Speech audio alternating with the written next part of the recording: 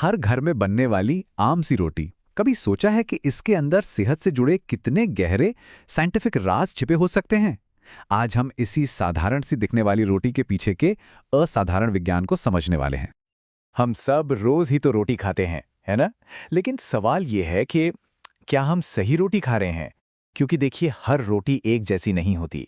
आटे से लेकर बासी रोटी तक हर रूप का हमारी सेहत पर एक अलग ही असर होता है। तो फिर सबसे बेहतर कौन सी है? तो चलिए रोटी के जीवन के 4 खास पड़ावों को देखते हैं। कच्चे आटे से इसका सफर शुरू करेंगे, फिर पकी हुई रोटी, ठंडी रोटी और हाँ, अगले दिन की बासी रोटी तक की पूरी कहानी समझेंगे। ठीक है, तो इस सफर की शुरुआत करते हैं किचन से, जहां आटा और पानी मिलकर रोटी बनने की प्रक्रिया शुरू करते हैं। देखते हैं कि इस दौरान असल में होता क्या है।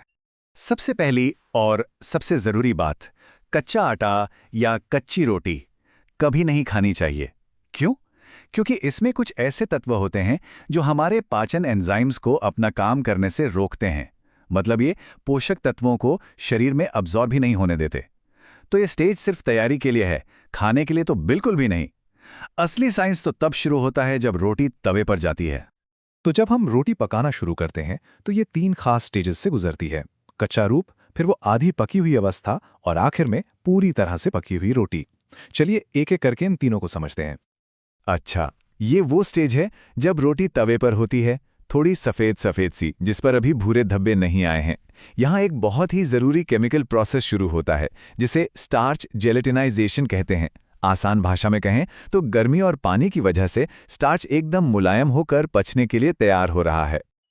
अब मज़े की बात यह है कि ये जो आधी पकी रोटी है, ये पेट पर काफ़ी हल्की होती है और झट से एनर्जी देती है। यही वजह है कि राजमा या छोले जैसी भारी और थोड़ी एसिडिक सब्जियों के साथ ये अच्छी रहती है। लेकिन इसका एक नुकसान भी है, क्योंकि इसका स्टार्च जल्दी पचता है, ये ब्लड शुगर को तेजी से बढ़ा सकती है। तो जिन लोगों को अपने शुगर लेवल्स का ध्यान रखना है, उनके लिए ये सोचने वाली बात है। और अब आते हैं सबसे बेस्ट स्टेज पर, वो रोटी जिस पर हल्की हल्के भूरे धब्बे आ चुके हैं। इसे ही खाने के लिए सबसे बैलेंस्ड और कह सकते हैं आइडियल माना जाता है। वो जो भूरे धब्बे हैं ना, वो सिर्फ रोटी के पकने का निशान नहीं है। ये एक बहुत खास केमिकल रिएक्शन का नतीजा है, जिसे मैलार्ड रिएक्शन कहते हैं। इसी रिएक्शन से रोटी को वो सौंधा सौंधा स्वाद मिलता है और साथ ही ये उसे पचाने में भी आसान बना देती है। तो इसका सबसे बड़ा फायदा ये है कि पूरी पकी हुई रोटी खाने से एनर्जी धीरे धीरे और लंबे समय तक मिलती है। दाल के साथ खाएं तो ये कंप्लीट प्रोटीन बन जाती है। और हाँ, इससे गैस, एसिडिटी और पेट के भारीपन जैसी दिक्कतें भी कम होती हैं। इसीलिए ये हर तरह की दाल और सब्जी के लिए एकदम परफेक्ट है। लेकिन क्या कहानी यहीं खत्म हो जाती है? जी नहीं, बिल्कुल नहीं। यहां तक तो बात हुई गरम रोटी की, लेकिन कहानी में असली ट्विस्ट तो तब आता है जब यही परफेक्ट पकी हुई रोटी ठंडी हो जाती है। ठंडी रोटी में एक छिपा हुआ जादू है, सच में। क्या कभी ये सोचा है कि जब एक गर्मा गर्म रोटी ठंडी होती है तो उसके अंदर क्या केमिकल बदलाव आते हैं? ये सिर्फ तापमान का गिरना नहीं है, ये तो एक पूरा का पूरा ट्रांसफॉर्मेशन है। और वो बदलाव है रेजिस्टेंट स्टार्च का बनना। अगर सीधी सादी भाषा में समझें तो ये एक ऐसा स्टार्च है जिसे हमारा शरीर पचाकर एनर्जी में नहीं बदल पाता। इसके बजाय ये हमारी आंतों में पहुंचकर अच्छे बैक्टीरिया का खाना बनता है। मतलब बिल्कुल फाइबर की तरह काम करता है। तो देखिए, गरम रोटी में होता है जेलेटिनाइज्ड स्टार्च, जो तुरंत एनर्जी देता है। लेकिन जैसे ही रोटी ठंडी होती है, यही स्टार्च रेजिस्टेंट स्टार्च में बदल जाता है। अब ये एनर्जी देने के बजाय हमारी आंतों की सेहत के लिए फ्यूल यानी ईंधन बन जाता है ना? ये कमाल का बदलाव।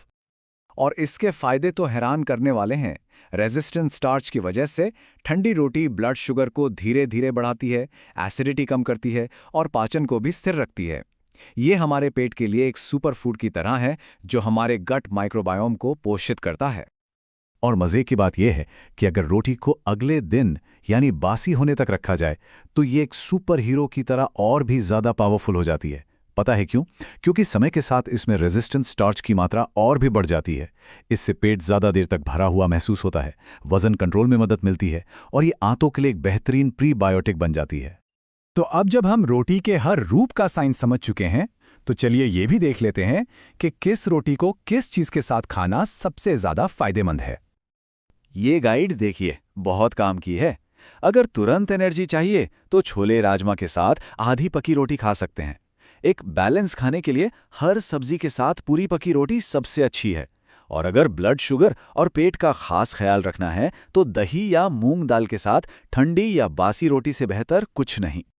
तो अगली बार जब थाली में रोटी परोसी जाए तो ये सवाल ज़रूर सोचिएगा, क्योंकि अब ये बात साफ है कि रोटी सिर्फ एक रोटी नहीं है, बल्कि ये हमारी सेहत को बेहतर बनाने का एक साइंटिफिक टूल भी है, जिसका सही इस्तेमाल हमें कई फायदे दे सकता है।